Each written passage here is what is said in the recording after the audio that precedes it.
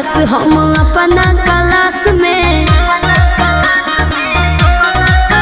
लइका करेलो समार बैठे खाती पास में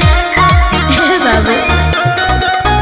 बानी सबसे झकास हम अपना क्लास में लइका करेलो समार बैठे खाती पास में सभे करेला बड़ाई हम केने केने जाई केहू कहे अमर पाली केहू लूलिया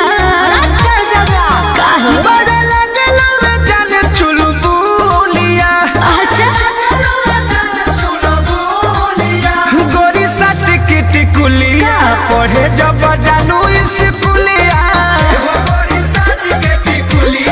पढ़े जब जानू स्कूलिया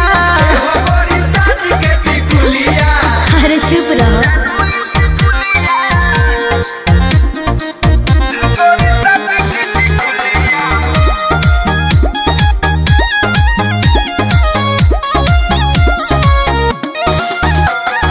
ट्यूशन में मिशन लही कन के हमारा बतावे के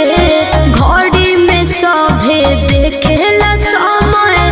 हमारा जाए आवे के ये हमरा सब बुझाते है बाबू तो का पूछता ए धन ओठ पर लगा के ओठल लिया तो चले लू हिरनी वाला चलिया ऐसा न बता चिझना हवे जान तू ममोलिया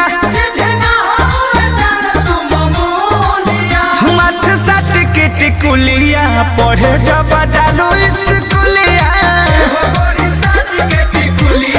पढ़े जब जानू स्कूलिया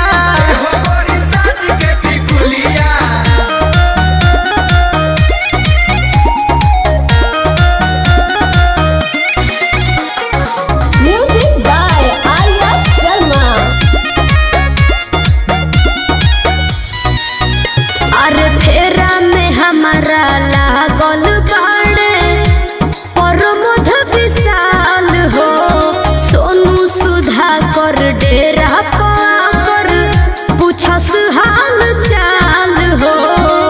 पप्पू पिंटू लागल बड़े बाबू तो का करी बाए कह के निकल जालू हंस के जीवी रह जाला भीतर तरस के हमसे मजा ले ले सखी तोहर जूलिया हे गोरी साट के टिकुलिया पढ़े जा